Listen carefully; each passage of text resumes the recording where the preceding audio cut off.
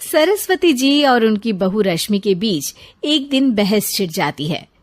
आखिर किसका काम ज्यादा आसान है, बहू का या सास का? माँ जी, सास को काम ही क्या है, आपके सारे काम उंगलियों पे तो हो जाते हैं। कुछ भी। हाँ, हिसाब तो उंगलियों पे ही हो जाता है ना। अरे बेटा, ऐसा सिर्फ अभी लगता है। जो मुझे करना पड़ता है ना, वो तुझे करना पड़े तो समझ आएगा कि असली काम का पहाड़ कैसा होता है। ठेले बराबर वजन भी नहीं है आपके काम में, और बात पहाड़ों के वजन की कर रही हैं आप। तू ऐसा करती ही क्या है घर में बेटा, ये तो बता मुझे। मैं थोड़ी ना कुछ करती हूँ, सब जादू से हो रहा है इस घर में। अरे एक दिन मेरा काम करोगी तो समझ आएगा। Okay okay, shut up. कल से मैं घर के काम करूंगी और तू मेरी जगह हर चीज का हिसाब रखना, ठीक है? ठीक है, ये भी कर लेते हैं। ये सास बहू की डील के बारे में रश्मि के पति अमन को नहीं पता था और ना ही अमन के पिताजी सुरेश जी को। पर गेहूं के साथ साथ जैसे घुन भी पिस जाता है, ये दोनों भी पिसने वाले थे।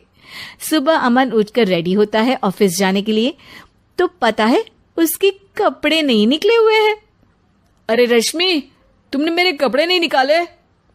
अपनी माँ से पूछो ना, उन्हीं का काम है ये। अमन अपनी माँ के पास जाता है। अब मेरे कपड़े आज आप देने वाले हो क्या माँ? हाँ, देना तो मुझे ही चाहिए, पर तेरी बहू ने कपड़े धोने ही नहीं डाले, तो कोई भी धुला हुआ कपड़ा नहीं है बेटा। हैं? ऐसा क्यों? कपड़े तो धोने आप ही देते हो ना माँ? अरे बहू ने तुझे बताया नहीं, अब हम अदल बदल गए हैं। मैं अब बहू और तेरी बीवी सास। अमन परेशान हो गया। वो बिना इस्त्री के कपड़े पहनकर ऑफिस चला गया। सरस्वती जी अपने घुटने के दर्द के कारण झुककर घर साफ नहीं कर पा रही थी और ना ही खाना बनाना याद रख पाई। उधर रश्मि पहले ही दिन घर की चाबी घुमा चुकी थी और 300 रुपए का हिसाब अलग नहीं मिल रहा था। पर दोनों का ही घमंड कैलाश पर्वत से भी बड़ा था और दोनों ही खेमे एक दूसरे की बात मानने को बिल्कुल तैयार नहीं थे। शाम को जब सुरेश जी और अमन खाना खाने बैठते हैं तो सरस्वती जी उनके सामने गाजर और पपीते लाकर रख देती हैं। अरे माँ, ये क्या है? ख्याली पुलाव के साथ सलाद।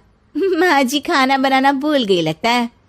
अरे एक एक चमन्नी का हिसाब है मेरे पास, खाना बनाना कैसे भूल जाऊंगी? ये तो मैंने पढ़ा था कि फल फ्रूट खाने से सेहत अच्छी रहती है, इसीलिए ये ले, एक फल खा ले। रात को सुरेश जी और अमन अपनी मीटिंग बिठाते हैं अकेले में। बाबूजी, इनकी लड़ाई के कारण ना हमें ठीक से खाना मिल रहा है, उल्टा घर के सारे काम रुक गए हैं। हाँ बेटा, 2 भैंसों की लड़ाई में बेचारे खेत के पौधों का भी नुकसान हो रहा है। पर पापा, क्या बताऊं आपको, मैंने माँ को इस महीने की 2 तारीख को बिजली के बिल के पैसे दिए थे। आज बिल भरने के लिए मांगने गया तो पता चला कि रश्मि उन पैसों से गैस सिलेंडर ले आई। अच्छा, तो सिलेंडर के पैसों का क्या हुआ? अब सिलेंडर के तो कोई पैसे नहीं थे बाबूजी, हमारे घर पर गैस की पाइपलाइन लगी है ना।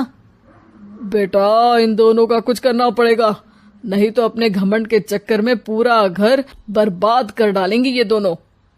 अमन और सुरेश जी काफी सोच विचार के बाद एक निष्कर्ष पर पहुंचते हैं। रात ही को दोनों अपनी पत्नियों की अलमारी से नई साड़ी निकालते हैं और सुबह जब रश्मि और सरस्वती जी उठते हैं तो देखते हैं कि दोनों पति साड़ी पहनकर चढ़ाव पर सब्जियां काट रहे हैं। अरे ये सब क्या हो रहा है? क्या हो रहा है मतलब? आप दोनों अदल बदल हो सकते हो तो हम क्यों नहीं? अरे क्या मतलब? नहीं नहीं, मेरी भी बचपन से किसी की बहू बनने की इच्छा थी, तो आज से सरस्वती तुम बड़ी बहू, मैं मिडल बहू और अमन छोटी बहू। अरे लेकिन सब घर पर बैठ जाएंगे तो कमाएगा कौन? ये घर कैसे चलेगा? अब वो तो भैया या बाकी लोग जाने, अब हमने भी अदल बदल कर ही लिया है तो कुछ नहीं हो सकता। रश्मि और सरस्वती जी को समझ में आ जाता है कि उन दोनों की आपस की डील की वजह से इन दोनों को बहुत तकलीफ हो रही है और उनके ईगो ने दूसरों को कितनी यातनाएं दी है। अब असल में माँ जी आप सही थी, सास बनना बहुत मुश्किल है। अरे हाँ बेटा, और तू भी, मुझसे तो नहीं हो पाया सब घर के काम, वापस बदल ले क्या? हाँ हाँ बिल्कुल माँ जी, और अब आप दोनों भी बदल लीजिए, कोई आ गया तो आप दोनों को देखकर क्या सोचेगा। अच्छा है, आप दोनों के समझ में ये बात तो आई, मैं फटाक से कपड़े बदल लेता हूँ। अरे रुक जा बेटा, एक फोटो ले लेती हूँ तेरी, मेरी बेटी होती तो तेरे जैसी ही दिखती